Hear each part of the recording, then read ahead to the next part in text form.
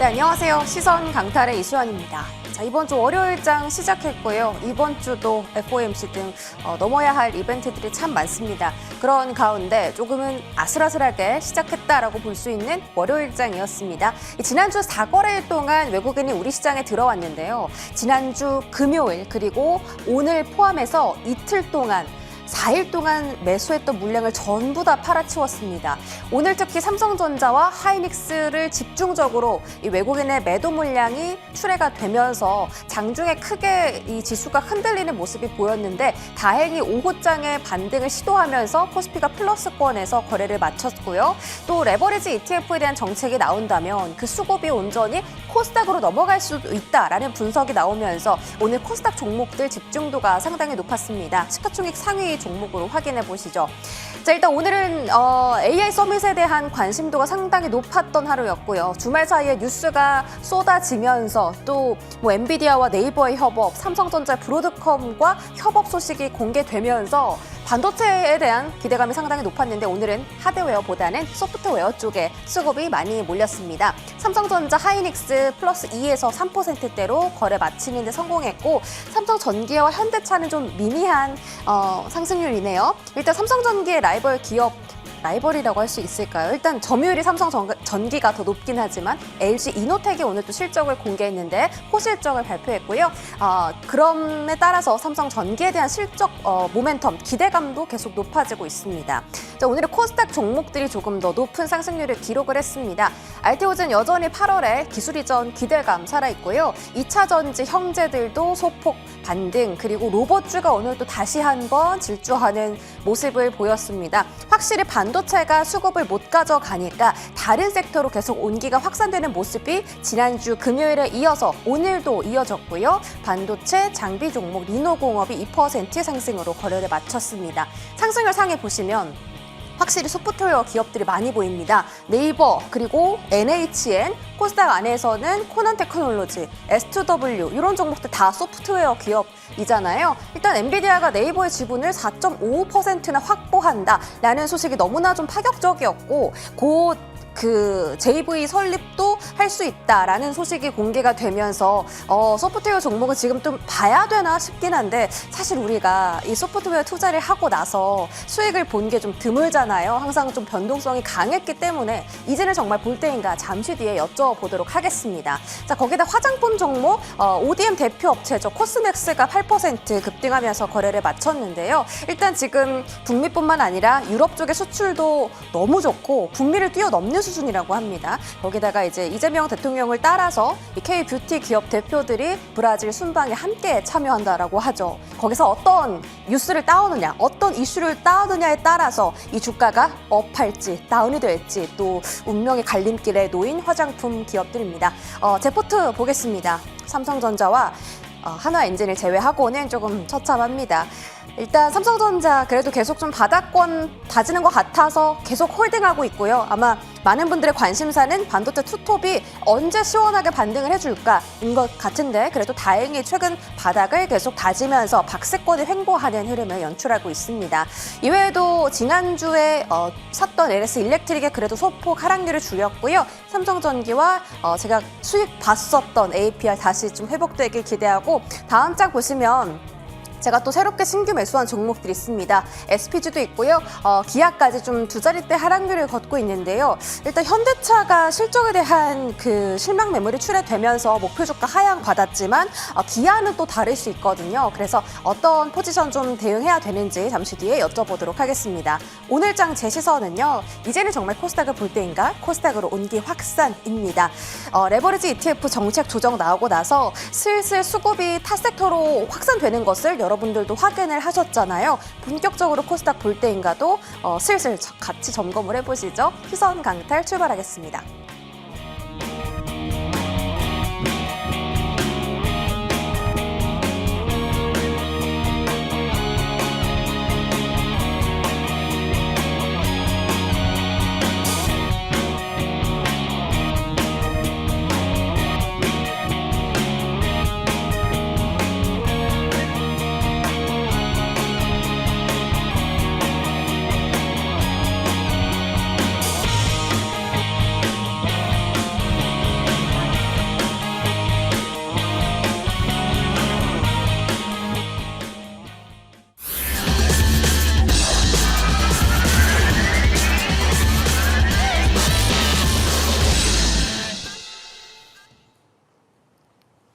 네, 월요일장 이 시간 시선강탈 방문해주신 여러분 환영합니다. 이번 주는 과연 어떤 포지션을 가지고 내 포트에 대응을 해볼까, 또 어떤 섹터와 어떤 종목이 이번 주를 이끌어갈 수 있을지 이야기를 나눠보도록 할 건데요. 김진만, 서재용 의원님 함께합니다. 어서 오세요. 안녕하세요. 안녕하십니까? 네, 반갑습니다. 오늘 정말 약간 죽다 살아났다 이런 느낌이에요, 시장이. 아침에 정말 많이 흔들렸고 또 그 창신 메모리의 상장으로 인해서 반도체 쪽 수급이 중국 시장으로 이동하는 거 아니야? 이런 우려가 참 많았습니다. 실제로 창신 메모리의 주가가 오늘 장중 470%까지 폭등했었고 장중에 500%도 넘는 상승률을 기록을 하기도 했습니다. 근데 사실 기술적으로 따지면 우리 기업을 따라오지는 못할 텐데 그런 기술 경쟁력에 있어서는 아직 우리가 훨씬 안정적으로 우위를 점하고 있다는 부분 짚어드리면서요. 오늘 첫 번째 포트폴리오에 대한 질문을 네이버로 가겠습니다. 일단 엔비디아가 지분을 인수했다라는 소식이고 이 제3자 배정 유상증자를 통해서 1조 4,800억 원 정도 규모의 그 네이버 지분을 확보하게 됐습니다. 그래서 네이버의 3대 주주로 올라섰는데 이것이 얼마나 큰 이슈입니까? 그래서 이제 네이버가 사실은 그 애프터 시장에서 애프터가 아니죠. 프리마켓에서 정말 20% 넘게 급등을 했었는데 오히려 본장 와서 좀 주가가 많이 떨어졌거든요. 그래서 이 종목에 대한, 이 기업에 대한 미래 가치를 보고서 지금이라도 접근을 해야 될까? 아니면 저희가 너무 많이 그 네이버에 대한 변동성을 겪어왔기 때문에 조금 더 지켜보다가 접근해야 될까 궁금한데 김주만 의원님 어떻게 보세요? 네, 이제 냉정하게 말씀드리겠습니다. 네. 네이버 호재 맞습니다. 호재 맞고요. 다만 이제 좀 멀리 봐야 된다라고 저는 생각합니다. 실제로 이제 네이버가 오늘 이제 뭐 엔비디아의 유상증자 거기에 더해서 자사주 소각까지 두 가지 호재성 이슈를 조금 이제 내놓았는데 일단은 제가 분석해온 결과 일단 네이버가 한국에서 데이터 센터를 뭐 운영할 수 있을 만한 몇 안 되는 뭐 기업이기도 하고요. 그다음에 그런 부분들 다 긍정적인 시선으로 바라보되 냉정한 시선으로 바라보게 되면 지금 네이버가 그 많은 투자를 하기 위해서 현금이 부족하긴 합니다. 이제 현금이 50조에서 60조 이상 투자를 해야 되는데 이제 당장 네이버가 두나무 합병 때 소요되는 현금량 거기에 더해서 두나무 합병 이후에 그 자금을 어떻게 쓰는지 여부가 조금 불분명하긴 합니다만 그럼에도 일단은 즉 이제 주주 환원책에 대한 부재 더해서 여러 가지 현금 여력에 대한 부재가 당장 좀 걱정되는 부분들이긴 합니다만 이번 이슈로 인해서 단기적으로 바닥권에서 조금 더 올라올 수 있을 만한 이슈다라고 생각합니다. 예전에 현대차가 단순하게 제조업, 즉 이제 완성차 밸류만 받고 있다가 로봇 밸류가 붙음으로써 20만 원대에서 올라 있었던 주가가 40만 원대로 점프를 했듯이 네이버도 관련돼서 중장기적인 시각으로 조금 올라갈 수 있을 만한 부분들 많습니다만 이게 단발적인 재료로 소모되고 말 가능성이 굉장히 큽니다. 왜냐하면 이것은 뭐 당장의 여러 가지 긍정적인 호재성 이슈와 그 다음에 데이터 센터로 이익을 창출하는 구간이 아니라 데이터 센터를 짓겠다라는 부분입니다. 그렇기 때문에 저는 여기서 조금 오래 횡보를 하거나 아니면은 조금 계단식으로 상승하는 모습을 보여줘야지만 네이버가 중장기적으로 다음 채널로 올라갈 수 있을 거다라고 생각하고 있고요. 실제로 완성되는 데이터 센터의 가치를 비교를 했었을 때 사실 그렇게 큰 규모는 아닙니다. 뭐 이제 미국에 있는 뭐 오라클이나 이제 뭐 네비우스나 여러 가지 데이터 센터를 운영하는 기업들이 받는 밸류 값에 비해서 사실 네이버는 이미 시가총액 자체가 꽤나 적지 않기 때문에 아무래도 5조에서 많이 하면 10조 정도의 밸류를 더 받을 수 있다. 즉 이제 여기서 20% 정도 올릴 만한 그런 이슈다라고 생각합니다. 그래서 여러분들 너무나 큰 기대를 하실 필요는 없습니다. 다만 네이버가 갖고 있는 성장성이 조금 더 눈에 가시성으로 보여진다라고 생각해 보시면 좋을 것 같고요. 저는 개인적으로 만약에 네이버가 30만 원대 주가 다시 회복한다라고 하면 저는 냉정하게 매도 의견을 드리면서 지금 팔라는 의의가 아니라 30만 원 넘은 주가를 가게 될 경우 그때 가서 매도하시는 전략 써보시면 좋을 것 같다라고 말씀을 드리도록 하겠습니다. 그럼 접근보다는 그냥 갖고 있는 분들의 대응인 거네요? 네, 사실 매력도가 떨어집니다. 좀 칩메이커들이나 여러 가지 뭐 코스닥도 이제 오늘 보시게 되면은 호가차는 모습들을 봤었을 때 아마 탄력이라든지 아마 맘고생할 가능성이 굉장히 큽니다. 사실 네이버 주주분들 진짜 화 많이 나거든요. 갈 때 안 가고요. 떨어질 때도 또 같이 떨어져서 네이버와 현대차가 예전에 20만 원대에서 같이 이제 매번 주가가 갔다가 현대차가 올라가는데 네이버는 안 가서 엄청나게 스트레스 받으시는 분들 많았었는데 냉정히 네이버는 어려운 종목입니다. 좋은 거는 알지만 어려운 종목이니까 여러분들 신규 매수보다는 저는 그냥 지켜보는 입장으로만 가져보는 게 좋을 것 같다라고 마무리하도록 하겠습니다. 네, 이번에는 단기로 보자라고 말씀 주셨고 또 갖고 계신 분들의 어쩌면 탈출 기회일 수도 있겠다라는 조언까지 해주셨어요. 포지션에 대한 대응은 이제 이 말씀을 듣고 이제 개인적으로 잘 판단해 보시길 바라겠습니다. 다음은 엔터주입니다. 엔터주 지금이 가장 저점이다. 사실 엔터주뿐만이 아니라 이제 그동안 코스피 대형주에 눌려서 빛을 발하지 못했던 실적이 좋은 기업들이 슬슬 수급을 받으면서 자라나는 시기잖아요. 그런 측면에서 엔터주에 대한 접근은 어떻게 보시는지 궁금하고 특히나 엔터가 하반기에 사실 항상 좋았던 게 하반기에 콘서트와 공연이 많습니다. 그래서 항상 좋은 실적을 하반기에 주곤 하는데요. 엔터주에 대한 시선 한번 서재영 의원님 의견 들어볼게요. 네, 엔터주 같은 경우는 우선 지금 현재 구간은 고점 대비해서 다 한 반토막 정도 나와 있는 상황입니다. 그래서 일단 낙폭 과대에 대한 부분은 맞습니다. 하지만 전체적으로 엔터주들이 같이 움직이진 않을 거라고 생각을 하는 부분이고요. SM이나 그다음에 뭐 YG도 마찬가지고 SM, 뭐 JYP 이런 종목들은 실제로 1분기 실적이 좋지 않았었던 그런 모습입니다. 그래서 하이브도 뭐 일단은 1분기에는 별로 좋지 않았지만 최근에 이제 BTS의 그런 컴백 완전체 월드 투어로 인해서 사실상 월드 투어도 전석 매진되는 그런 사태가 계속 이어지고 있거든요. 그래서 실적에 대한 부분, 하반기 실적에 대한 기대감은 굉장히 높아진 그런 상황이다. 이렇게 보시면 될 것 같고요. 하이브 같은 경우는 이제 엔터 대장주로서 그동안 악재로 인해서 많이 빠졌었던 부분이고 BTS의 공백이 있었던 부분이지만 이제는 그런 부분에서 실적에 대한 부분, 긍정적인 그런 요인들이 계속 추가되는 그런 부분이라고 보시면 될 것 같고요. 다른 종목들, 그러니까 뭐 JYP나 아니면 뭐 YG나 이런 종목들과는 다르게 해외에서 실질적으로 콘서트를 통해서 월드 투어를 통해서 수익이 창출될 가능성이 가장 높은 쪽이 하이브이기 때문에 대장주인 하이브를 좀 중심적으로 보시는 게 좋을 것 같고요. 다른 종목들 같은 경우는 아직 추세적으로 봤을 때도 완전하게 상승 추세를 돌리는 그런 모습은 아니기 때문에 지금은 우선 대장부인 하이브에 좀 집중할 필요가 있다. 이렇게 좀 말씀을 드리고 싶습니다. 네, 아무래도 항상 이제 엔터주 탑픽이 하이브로 나오는 이유가 대형 IP를 많이 확보한 기업이라서 그렇기도 하고 이제 말씀 주신 월드 투어에 대한 이 수익금으로 인해서 실적 상승이 기대된다라는 부분 잘 짚어주셨습니다. 자, 이제 섹터 이야기로 들어가 보시죠. 김진만 위원님께서는 반도체를 짚어주셨고 일단 반도체가 지금 사실 참 논란인 게 창신 메모리에 대한 말이 많잖아요. 이거 다 수급 중국 시장으로 이동하는 거 아니냐라고 하는데 사실 우리는 알고 있습니다. 삼전과 닉스의 펀더멘털이 더 탄탄하다는 걸 알고는 있는데 사실 주가가 못 가는 건 수급에 대한 문제잖아요, 지금. 그래서 이 수급에 대한 리스크를 언제쯤 벗어내고 본격적인 랠리를 시작할 수 있을까가 지금 가장 궁금하거든요.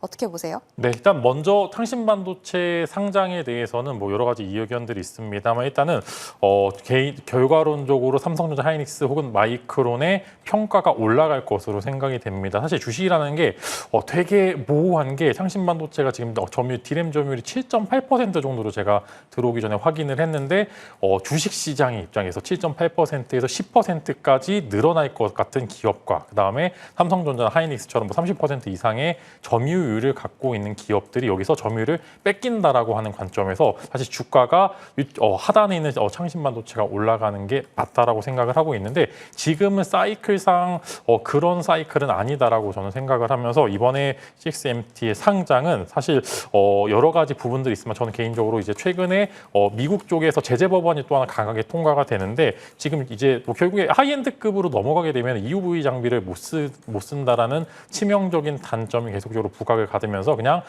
다운스트림 즉 이제 좀 어느 정도 고부가 가치 하이엔드급이 아닌 그냥 미들급의 디램을 판매하는 그런 기업 정도로 마무리가 될 것으로 생각이 되고 있고요. 이미 모든 캐파가 중국향 매출에 치중을 하고 있기 때문에 뭐 애플과 여러 가지 이야기들 막 전혀 상관이 없다라고 생각합니다. 오히려 이런 노이즈들이 하나씩 긍정적인 이슈로 작용이 되면서 호재성 이슈로 전환이 될 수 있을 거다라고 생각하고 저는 CXMT의 상장은 오히려 삼성전자, 하이닉스의 호재성 이슈로 작용될 가능성이 있다고 말씀드리고 사실 저는 오늘 하이닉스가 결국에 음전으로 마감했다 그러면은 어떤 호재도 시장이 안 움직일 것이라고 생각을 했는데 그래도 다행히 막판에 조금 이제 회복을 해주면서 이제 급등과 급락을 반복하는 그런 구간이 아닌 어느 정도 계단식 상승을 기대를 할 수 있을 거다라고 생각합니다. 그래서 이번 주에 반도체 기업 삼성전자, 하이닉스의 실적 거기에다 뭐 AMD와 여러 가지 메타 등 하이퍼스케일러도 실적 발표가 예상이 되어 있는데 삼성전자와 구글이라는 등대 역할을 부족하라는 기업이 이미 실적을 발표한 상황에서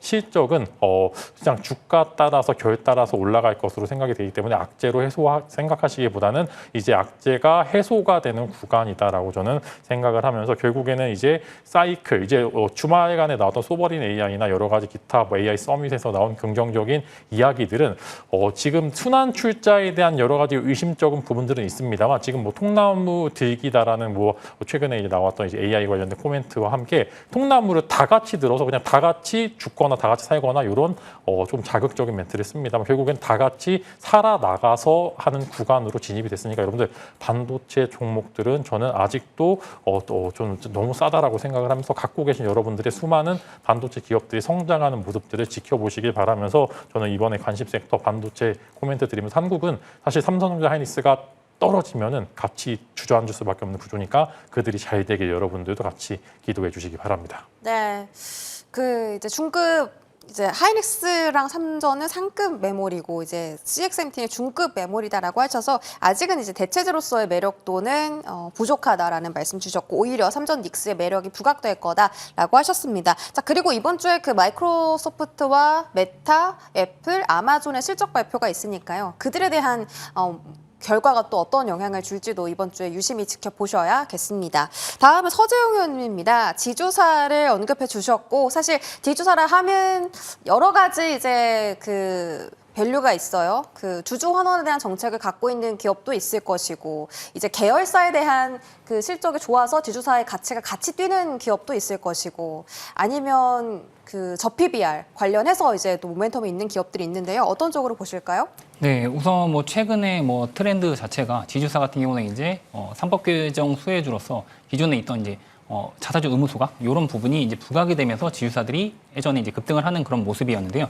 최근에는 다시 이제 이런 주주 환원에 대한 밸류업에 대한 부분이 약간 소강 상태에 접어든 그런 모습입니다. 하지만 일단은 또 최근에 이제 지주사들이 고점대에서 많이 내려온 상태고 그다음에 또 더더군다나 이런 앞으로 이제 추가적인 이런 배당이나 고배당이나 아니면 뭐 자사주 소각 이런 부분이 계속 또 나오면서 자사주 매입 소각이 이런 주주 환원이 적극적으로 계속 이어지면서 지주사에 대한 관심이 다시 높아질 수 있는 구간이다. 이렇게 좀 말씀을 좀 드리고 싶습니다. 그리고 또 무엇보다도 기존에 이제 자회사들을 우량한 자회사들을 갖고 있는 실적이 엄청나게 개선이 된 그런 자회사를 갖고 있는 지주사에 대해서 계속 관심을 가질 필요가 있고요.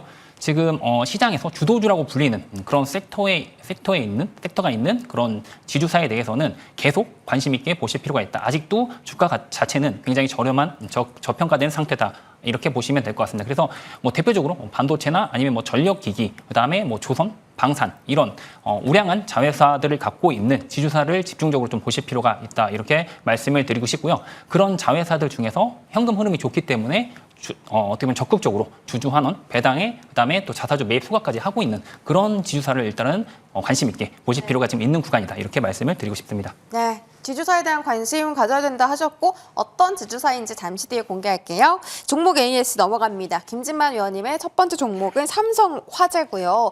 삼성화재 차트 보시면 좀 놀라실 겁니다. 왜냐하면 삼성전자에 대비해서 고점 대비 크게 빠지지 않았고 또 바닥도 너무 탄탄하게 잘 만들고 있습니다. 손해보험사들의 2분기 실적도 좋을 거라는 그 분석이 있고요. 뭐 실적과 삼성전자의 밸류까지 더해서 삼성화재는 홀딩할까요? 네, 차트를 좀 굉장히 이쁘게 그려나가고 있는 것 같습니다. 뭐 거래량이 뭐 엄청나게 나오고 있는 것은 아니지만 결국에는 이렇게 호가 관리를 잘하고 있는 기업들이 상승 추세를 한번 땄었을 때 박스권 상단까지 금방 올라가는 모습들을 보여주고 있고요. 이제 그때 당시 제가 계속 이제 코멘트 드리지만 이제 현대해상과 삼성화재를 고민을 하다가 삼성전자라는 탄력적으로는 구간에 있는 기업의 밸류까지 같이 더해지고 있는 삼성화재가 뭐 고금리 시대 혹은 이제 여러 가지 하나의 금융주로서의 역할을 똑똑히 할 수 있을 거다라고 말씀드리면서 갖고 계신 분들께서 조금 더 상단까지 열어보시고 대응해 보시면 좋을 것 같다는 말씀드리면서 이렇게 양봉 5개 연속으로 나오고 있는 것은 굉장히 유의미하니까 여러분들 조금 더 손해보험사나 혹은 이제 여러 가지 금융지주나 여러 가지 밸류 갖고 있는 기업들 조금 더 지켜보시면 좋을 것 같다라고 말씀을 드리도록 하겠습니다. 네, 삼성화재 계속해서 지켜보도록 하겠습니다. 다음 종목은 SK 하이닉스고요. 하이닉스 뭐 계속 좋은 이야기 나오는데 이제 오늘 오늘 얘기가 나왔던 게 장기 공급 계약에 대한 또 논란이었어요. 이게 장기 공급 계약을 한다 하더라도 계속 높은 가격으로 이거를 계약을 할 수가 없다. 그래서 중간에 가격이 떨어질 수도 있고 그렇다면 실적이 꺾일 수도 있는 건데 그런 리스크는 왜 반영을 안 하냐. 이런 일각의 의견도 있었거든요. 계속 메모리는요. 이 논란, 노이즈를 하나씩 지워도 또 생기고 지워도 또 생기고 지금 이런 실정입니다. 자, 그럼에도 불구하고 계속 좀 매수 대응을 해야 된다고 보시는지요? 네, 여전히 저는 긍정적인 시각을 여러분들에게 제시를 드리겠습니다. 근데 요즘 이제 뭐 이재용 회장도 그렇고 이재용 회장은 굉장히 조용한데 최태원 회장이 요즘 계속 인터뷰를 통해서 갖고 있는 신념에 대해서 이야기들을 많이 하고 있습니다. 그래서 공급을 많이 늘려서 최대한 이 사이클을 길게 끌고 가는 것이 하이닉스의 목표다라고 이야기들을 많이 하고 있는데 그만큼 지수보다는 중장기적인 사이클을 조금 더 길게 늘려가서 우상향하겠다라는 그런 이야기들을 많이 나옵니다. 그래서 뭐 여러 가지 AT에 대한 부분들은 완전한 고점을 낮출 수는 있습니다만 저점을 높이면서 결국에는 우상향하는 그림들을 좀 그려볼 수 있을 거다라고 생각하고 있고요. SK 그룹사 자체에서 여러 가지 데이터 센터의 운영 혹은 이제 턴키 방식으로 이제 수주부터 계속적으로 이제 하려는 모습들은 하이닉스가 갖고 있는 수많은 현금들이 밸류를 높여줄 수 있을 만한 그런 무기가 될 수 있을 거다라고 생각합니다. 그래서 이제 하이닉스가 다른 이제 빅테크들이나 혹은 뭐 엔비디아나 여러 가지 기업들과 조인트 벤처를 통해서 이제 밸류 값을 확장하는 구간에 있다라고 하면은 기록 주주 환원책이 조금 떨어질 수는 있습니다만 여기서 물러날 자리는 아니다라고 생각합니다. 그래서 이번 주에 실적이 어떻게 나오지는 모르겠습니다만 최근에 이제 오늘자 메리츠 김선우 연구원님이 살짝 가이던스를 하향하는 모습들을 봤었을 때 아마 60조 원 전후로 아마 나올 것 같은데 아무래도 조금 컨센서스 살짝 미달할 것 같은데 오히려 지금 컨센서스가 무의미한 상황에서 그냥 올리고 싶으면 올리는 구간이라서 저는 개인적으로는 이번 실적 발표 때 오히려 컨센이 낮춰진 게 상방 추세로 틀 수 있을 만한 이런 긍정적인 시그널들이라고 보이면서 이번 주 자사주나 여러 가지 주주 환원책까지 기대하면서 저 직전 저점을 기준으로 해서 여기서 계단식으로 올라갈 수 있을 만한 그림들을 그려가 보자 이렇게 말씀을 드리면서 다만 여러 가지 레버리지 상품보다는 지금은 본주에 집중하시는 게 좋을 것 같은데 이렇게 하이닉스가 지금 한 7, 8거래 정도 계속적으로 횡보를 하는데 이러면 레버리지는 높습니다. 그래서 완전히 추세가 튼 게 아니다라고 하면 저는 개인적으로는 지금은 본주 쪽에 조금 더 시선을 돌려야 될 것 같다 이렇게 말씀을 드리도록 하겠습니다. 네, 이제는 하이닉스 본주 계속 시선 돌려야 된다라고 언급해 주셨습니다. 서재원 의원님 종목도 한번 볼게요. 한국콜마부터 볼게요. 일단 그 이재명 대통령과 함께 이 K뷰티 기업 대표들이 브라질로 순방을 간다라는 기업 그 소식이 공개가 됐었고 오늘 그 소식에서 가장 많이 오른 종목이 실리콘2입니다. 한국콜마도 같은 이제 화장품 기업으로서 좀 좋은 성적을 보여주면 어떨까 싶은데요. 일단 2%, 3% 가까이 상승을 했고 이 자리가 약간 그 정고점으로 다시 가기 위해서 조금 계단을 밟아가는 그런 과정일까요? 네, 우선 오늘 박스권 상단을 돌파는 못하는 그런 모습이었는데요. 그래도 일단은 3% 가까이 상승을 하면서 상승 추세는 계속 이어가고 있는 모습이라고 생각을 합니다. 그래서 본격적인 상승에 대한 부분은 이제 뭐 내일장 보셔야지 아시겠지만 일단 박스권 상단 10만 한 7천 원 라인인데 거기를 또 다시 재차 돌파를 한다면 추가적으로 전고점 부근을 다시 탈환하는 그런 모습을 보일 거라고 생각을 하고 있고요. 목표가는 여전히 13만 원을 계속 유지를 하면 될 것 같습니다. 최근에 아무래도 이런 화장품 쪽이 가장 강세를 보이는 섹터 중에 하나이기 때문에 이제 APR에 대한 실적 발표도 8월 달에 다가오고요. 한국콜마 같은 경우는 이제 8월 7일 날 실적 발표를 대기 중이기 때문에 실적 발표 전까지는 일단은 홀딩 관점으로 보시면서 만약에 목표가를 달성한다면 일단 수익 실현 후에 어떻게 보면 이제 조정이 나온다면 다시 그때 보는 게 좋지 않을까. 일단은 실적 발표에 대한 부분 아무래도 세론이 나올 또 확률이 또 높은 상황이기 때문에 그때는 조금 일단은 차익 실현을 하자 이렇게 말씀을 좀 드리고 싶습니다. 네, 일단 목표가까지 오면 차익 실현하자라는 말씀 한국콜마를 통해 전해 들었고요. 다음은 한국우주입니다. 오늘 사실 그 방산 섹터가 좀 좋지 않았던 게 현대로템의 그 어닝에 대한 좀 노이즈가 있었습니다. 영업이익 전망치가 하향 조정이 되면서 현대로템 쭉 빠졌고 이제 같은 방산 라인인 한국항공우주도 마이너스 7%대로 거래를 마쳤는데요. 한국항공우주에 대한 어떤 상승 반등 모멘텀 어떤 게 있을까요? 일단 뭐 가장 큰 부분은 이제 종전에 대한 게 일단은 나와야 될 것 같고요. 오히려 이제 종전 나오면 방산주들이 하락할 거라는 그런 노이즈가 있기 때문에 오늘 같은 경우도 방산주들이 좀 좋지 못한 그런 모습을 보여줬습니다. 어떻게 보면 이제 종전에 대한 전쟁에 대한 그런 수혜주와 그다음에 피해주가 반대로 오늘 움직이는 모습이었는데 오늘은 사실상 어떻게 보면 전쟁 수혜주로 분류됐던 뭐 정유주나 아니면 뭐 방산주나 이런 종목들이 오늘 전체적으로 폭락이 나오는 그런 모습을 보여줬고요. 특히나 이제 방산 ETF 쪽에서 매도 물량이 쏟아지는 그런 모습을 보여주면서 방산주들이 전체적으로 다 폭락이 나오는 그런 모습이었습니다. 현대로템의 실적에 대한 부분도 안 좋게 나오긴 했지만 그게 급락이 나올 정도로 그렇게 안 좋은 모습은 아니었다라고 생각을 하거든요. 어떻게 보면 하락에 대한 그냥 뭐 트리거가 된 부분이다 이렇게 생각을 하고 있고요. 전체적으로 정유주도 그렇고 방산주도 그렇고 뭐 실적이나 이런 부분에서 큰 문제가 없지만 일단은 오늘은 전쟁 관련 수혜주들이 그동안 많이 올랐었던 특히나 수혜주들이 급락을 하는 과정에서 방산주도 엮여서 많이 오르진 않았지만 엮여서 같이 어떻게 보면 이제 종전에 대한 피해주로 엮이면서 같이 폭락이 나오는 그런 모습이었고 그러면서 추세를 이탈하니까 이제 또 투매 물량이 나오는 패닉셀링이 나오는 그런 모습이었다 이렇게 보시면 될 것 같습니다. 그래서 지금 방산주는 일단 뭐 종전 이후에 추가적인 수주에 대한 부분이 나와야지 본격적인 반등이 좀 예상이 되는 부분이고요. 특히나 한국항공우주 같은 경우는 예전에도 말씀드렸지만 M&A에 대한 모멘텀이 남아 있습니다. 그렇기 때문에 한화 시스템이 또 지분을 늘리면서 이제 15% 가까이 일단 하나그룹이 지분을 높이는 그런 모습이었고요. 그리고 일단은 어떻게 보면 단순 투자가 아니라 이제 경영권 영향에 대한 부분으로 지분 보유 목적을 변경하는 그런 모습이었기 때문에 앞으로는 이 어떻게 보면 M&A의 모멘텀이 어떻게 보면 추가적인 상승에 대한 가장 큰 요인이 되지 않을까 그렇게 기대를 하고 있습니다.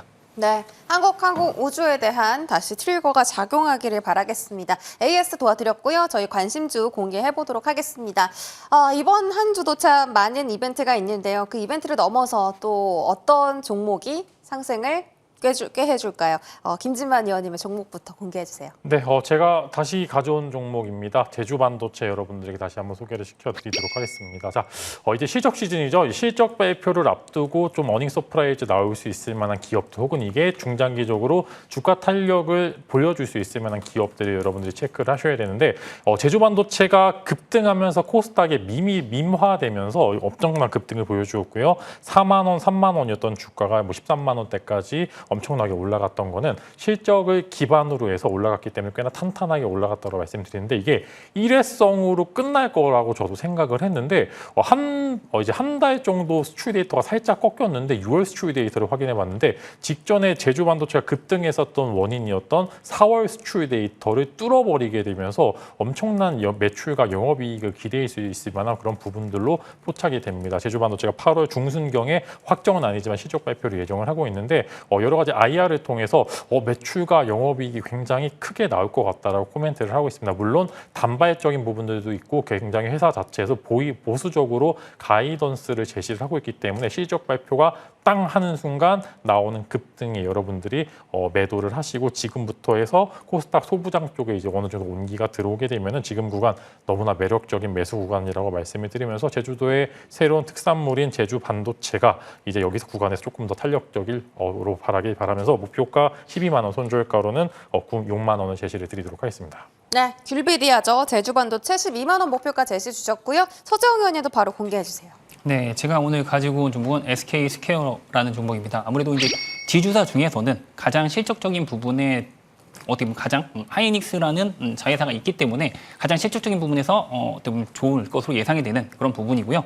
이번에 이제 실적에 대한 부분도 기대가 많이 되지만 최근에 가장 좀 이슈가 됐었던 부분은 이제 적극적인 자사주 매입, 소각 이런 부분에 거기다 이제 중간 배당까지 하게 되면서 주주 환원에 어떻게 보면 가장 적극적으로 나서는 그런 지주사가 아닌가 이렇게 좀 보시면 될 것 같습니다.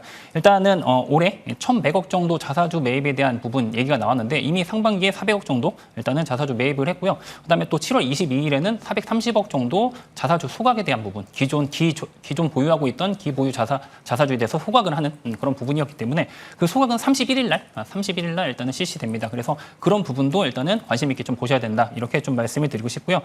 앞으로도 일단 이 부분에 대해서는 하이닉스의 실적이 꺾이지 않는 이상은 최근에 이런 주주 환원에 대해서 적극적인 이런 기조는 계속 이어갈 거다. 이렇게 보시면 될 것 같고요. 특히나 하이닉스의 실적 발표가 이제 수요일 날 일단 다가오고 있습니다. 그래서 그때 하이닉스가 이제 급등을 하게 되면 SK스퀘어도 약간 동반해서 추가적인 급등이 나올 가능성이 굉장히 높은 그런 부분이다. 이렇게 봐주시면 될 것 같습니다. 실질적으로 지금 차트도 거의 하이닉스와 비슷한 그런 모습을 보여주고 있는데 지금 고점 대비해서 반토막이 난 상황입니다. 53% 정도나 빠진 상황이기 때문에 지금의 주가는 굉장히 매력적인 그런 주가다라고 보시면 될 것 같고 하이닉스가 반등이 나온다면 동반해서 반등이 나올 확률이 높기 때문에 지금 구간에서는 매수 관점으로 보셔도 좋지 않을까 이렇게 해서 가지고 온 부분입니다. 그래서 일단은 지금 목표가에 대한 부분은 130만 원을 단기적으로 제시를 해드리도록 하겠고요. 손절가는 100만 원을 제시를 해드리도록 하겠습니다. 100만 원 정말 안 깼으면 좋겠네요. SK스퀘어 목표가 130만 원 제시해 주셨습니다.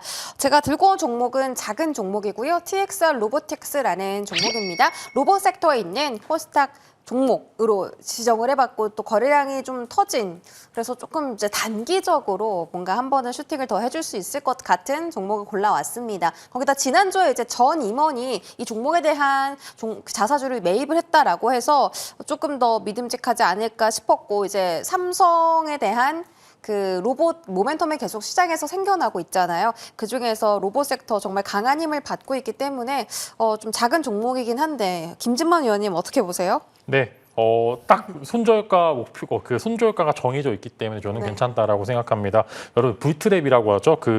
오늘의 상승 부분들은 저는 개인적으로는 뭐 아니면 도치 이제 여기서 뚫거나 아니면은 못 뚫으면은 완전히 주저앉거나 둘 중에 하나죠. 그래서 저는 소액으로 여러분 트레이딩 영역으로 하기 너무나 좋은 기업을 소개시켜드렸다 이렇게 코멘트 드리면서 여러분도 한번 베팅해 봐도 될 만한 자리다 이렇게 마무리 드리도록 하겠습니다. 네, 트레이딩 관점으로 접근하자라고 전해주셨고요. 무료 공개 방송도 바로 소개해 주세요. 네, 힘드시죠, 여러분들?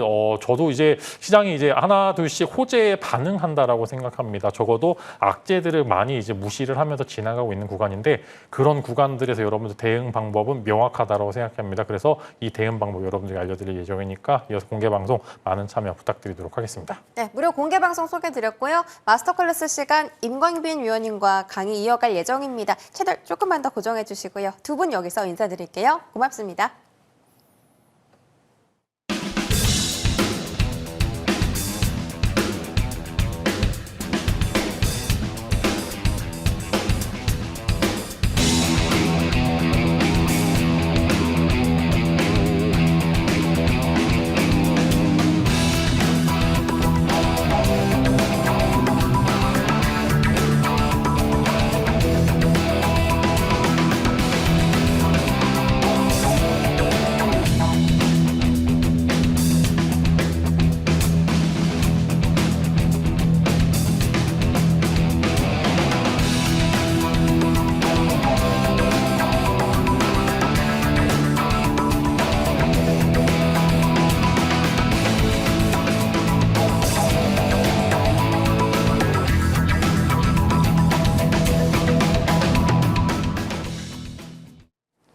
네, 시청자 여러분 반갑습니다. 마스터클래스 시선강탈의 마스터클래스 시간에 저는 임광빈입니다.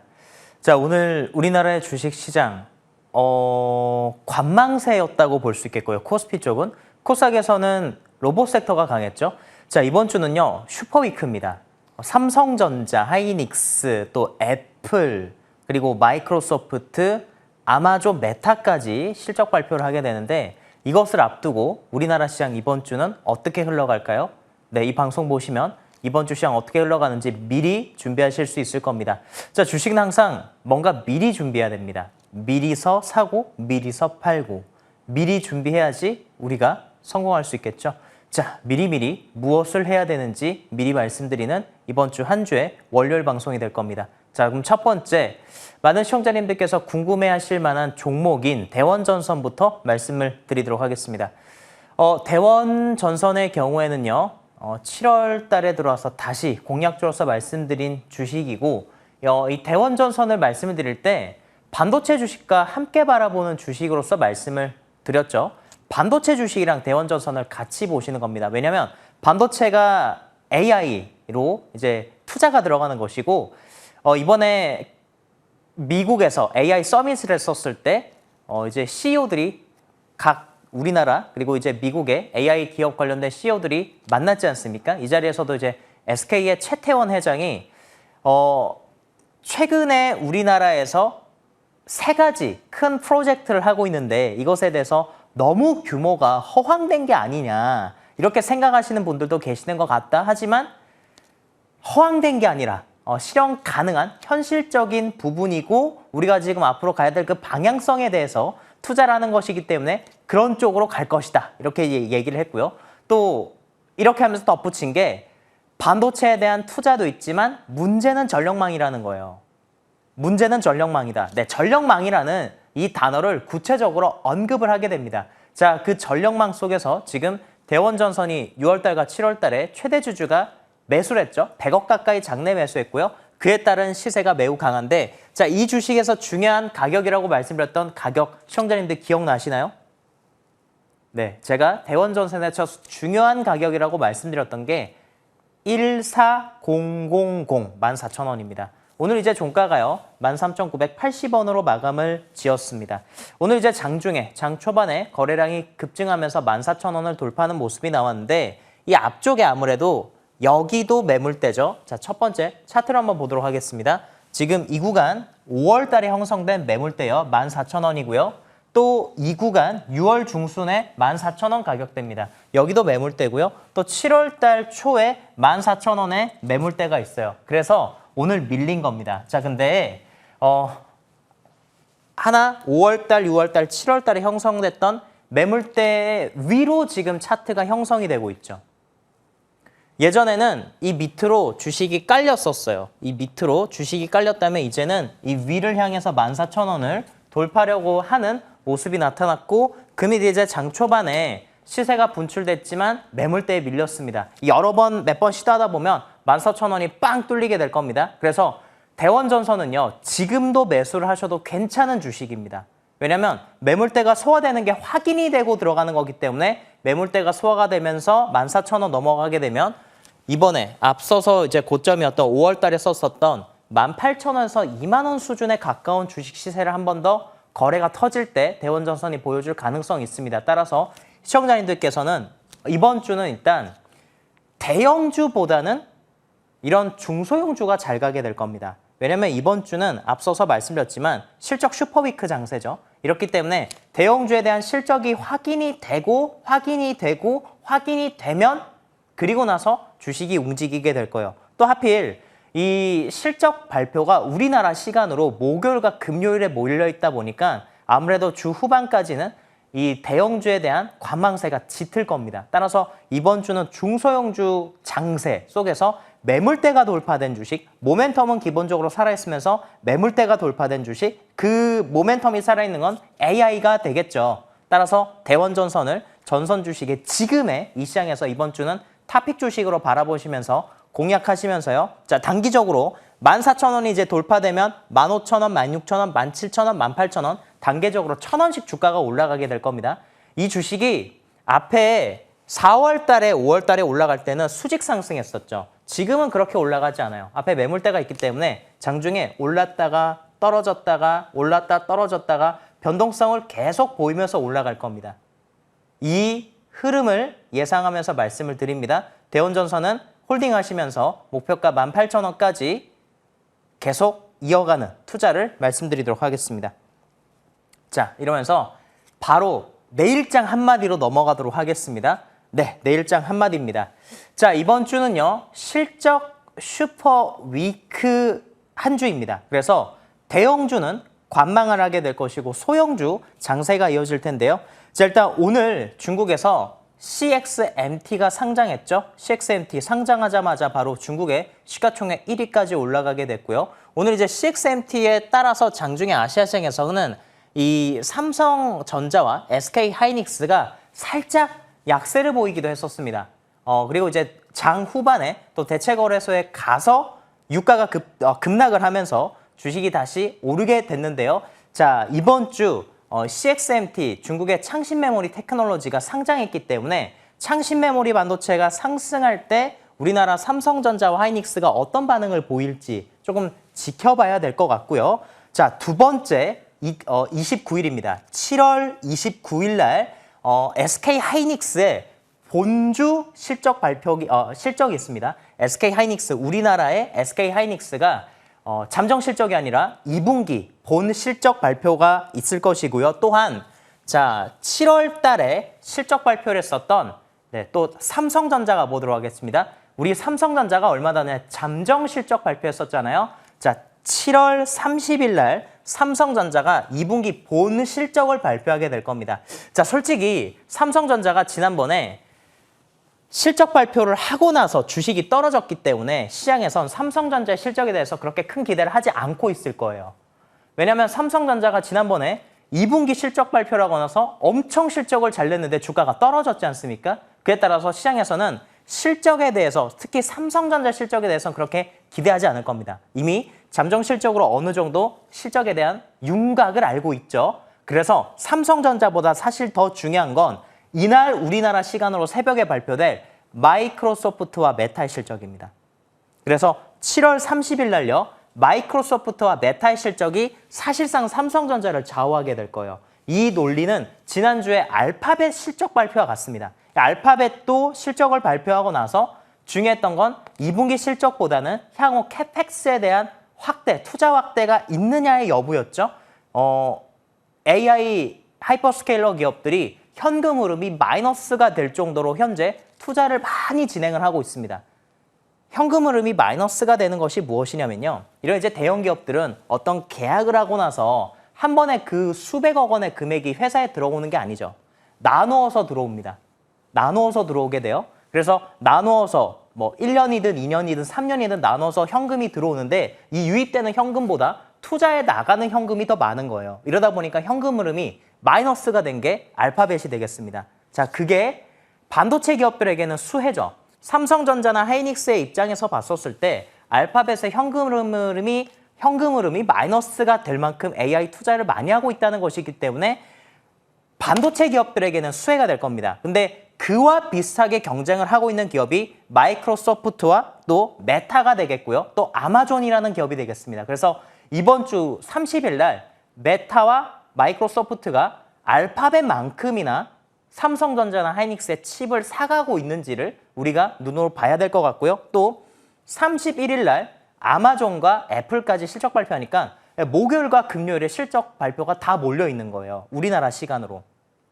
그래서 대형 주식은 관망세를 보여줄 가능성이 높고 이에 따라서 상대적으로 이번 주는 코스닥 시장이 강세를 보일 가능성이 높습니다. 그래서 이번 주 실적 슈퍼위크 속에서 대형주는 관망, 소형주 장세가 전망이 된다는 한 줄 평을 말씀을 드리면서 정리를 해볼 수 있을 것 같습니다. 여러분 이해가 되셨습니까? 그러면 다음으로 넘어가서 자, 내일장 관심 섹터를 말씀드리도록 하겠습니다.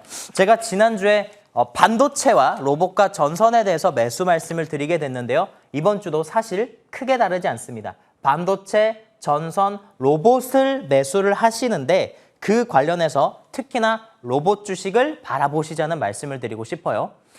자, 오늘 시장을 보신 투자자님들은 아시겠지만 오늘 아침에 우리나라 주식시장은 코스피보다 코스닥이 훨씬 더 강했었습니다. 네, 코스닥이 무려 장중에 3% 급등을 했었고요. 코스피가 보합 수준일 때도 코스닥은 강했던 모습이 나타났었죠. 지난주부터 이제 삼성이 다시 한 번 더 로봇에 대한 새로운 모멘텀을 이제 시장에 형성시켰고 여러 가지 섹터 중에서 상한가가 가장 많이 나오고 있고 두 자리 이상 급등이 가장 많이 나오고 있는 게 로봇입니다. 또한 자, 여기서 중요한 종목 하나를 말씀드리겠습니다. 첫 번째는 레인보우 로보틱스입니다. 자, 레인보우 로보틱스는 시청자님들도 잘 아시죠? 삼성전자가 최대 주주예요. 근데 레인보우 로보틱스가 또 가지는 의미가 하나 있습니다. 레인보우 로보틱스는요. 코스닥의 시가총액 4위 기업입니다. 자, 지금 코스닥 시가총액 오랜만에 한번 볼까요? 자, 제가 예전에 방송 통해서 이 시가총액 상위 종목들에 대해서 굉장히 많이 말씀을 드렸던 때가 있었죠. 바로 에코프로를 강조드릴 때 그랬었는데 오랜만에 다시 한 번 더 화면을 좀 보도록 하겠습니다.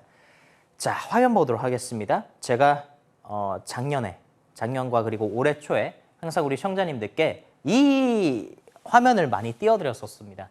그러면서 우리 에코프로가 앞으로 코스닥의 시가총액 1위가 될 것입니다. 작년에 가을과 겨울에 말씀드렸던 내용이에요.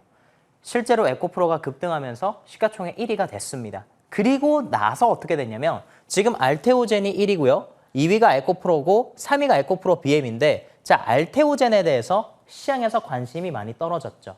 또한 에코프로 BM이 유상증자를 하죠. 유상증자하면서 주식이 역배열로 전환이 됐습니다. 지금 그리고 2차 전지 쪽에 대한 모멘텀이 안 좋아요. 그러면 지금 코스닥 안에서 이 종목들 중에 재료가 살아있는 주식이 몇 개 되지 않습니다. 로봇의 레인보우 로보틱스 4위, 주성 엔지니어링 반도체 소부장, 리노공업, 원익 IPS, PSK 이 정도가 시장에서 살아있는 재료가 있는 주식이라고 볼 수가 있겠죠. 이 안에서 제일 시총이 높은 게 레인보우 로보틱스입니다. 그래서 레인보우 로보틱스가 오르게 되면 코스닥 지수가 다 불을 뿜게 될 거예요. 그래서 첫 번째로 레인보우 로보틱스라고 하는 주식에 대해서 다시 한 번 더 강조를 드리도록 하겠습니다. 레인보우 로보틱스 5월달 고점 대비 60%가 급락한 자리예요. 이 자리에서 삼성전자의 모멘텀, 로봇 모멘텀이 살았습니다. 이러면 이제 어떤 주식들 다시 바라봐야 되는지 자 표로 다시 한 번 더 돌아가서 보도록 하겠습니다. 자, 아까 전에 표 다시 한 번 더 보여주세요. 우리 관심 섹터입니다. 로봇 관심 섹터. 첫 번째 레인보우 로보틱스입니다. 자, 두 번째 SPG. 지난주에 이제 공약주로 말씀드렸던 주식이죠. SPG 너무나도 중요한 주식입니다. 자, 레인보우 로보틱스도 코스닥 150 주식이고요. SPG도 코스닥 150 주식이고요. 또 현대무벡스라고 하는 주식이 코스닥 150 주식이에요. 제가 이 안에서 코스닥 150에 속한 이 로봇 주식을 우리 시청자님들께 특히나 강조를 드리고요. 자, 마지막으로 이렌시스라는 주식입니다. 이렌시스라고 하는 주식은 삼성전자에서 보행 보조 로봇이 있는데요. 삼성전자의 보행 보조 로봇인 보핏에 감속기를 공급합니다. 삼성전자의 보행 보조 로봇 보핏에 들어가는 감속기를 삼성전자에서 이렌시스를 찝어서 같이 협력하자고 했기 때문에 삼성 로봇주 하게 되면 레인보우 로보틱스도 있지만 이렌시스도 있다는 것을 다시 한 번 더 기억해 주시면 좋겠습니다. 자, 그래서 오늘 공약주는 뭐냐면요. 레인보우 로보틱스 좋고요. SPG도 좋고요. 또 이렌시스도 좋은데 바로 이 주식입니다. 현대무벡스를 공약주로서 말씀드리도록 하겠습니다. 자, 현대무벡스는 차트 보면서 말씀드릴게요. 자, 현대무벡스입니다.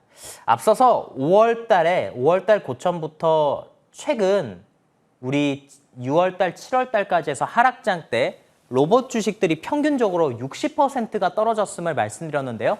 현대무벡스 또한 고점에서 60%가 급락한 주식입니다.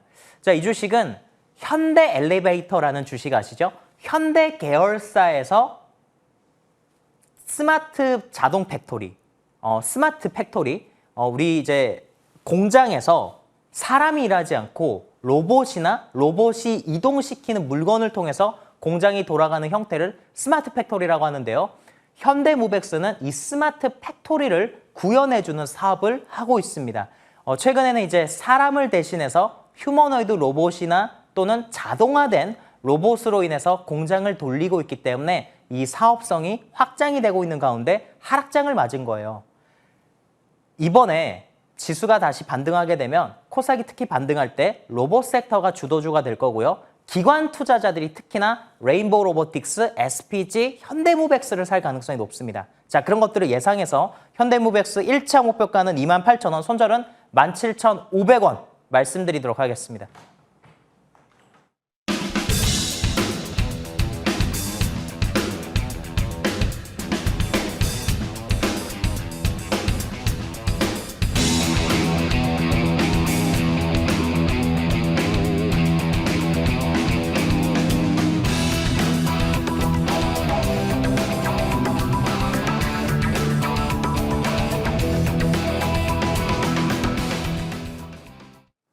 네, 위원님 강의 잘 들었고요. 오늘 로봇에 대한 내용이던데 무료 공개 방송에서 더 추가적인 설명 해주실까요? 네, 우리 11월 달에 중간선거 있잖아요. 자, 미국도 지금 주식이 많이 떨어졌기 때문에 다시 한 번 더 8월 달 미국은 유동성 장세, 시장에 유동성을 공급하는 유동성 장세 속에서 미 증시가 살아나게 될 겁니다. 이때 주도 섹터가 될 수 있는 주식을 미리 선점해야 되겠고요. 그것은 로봇입니다. 이 방송이 끝나고 나서 이 로봇 주식을 8월 달이 되기 전에 미리 준비하기 위해서 우리 시청자님들께 방송을 준비했으니까 많은 시청 부탁드리겠습니다.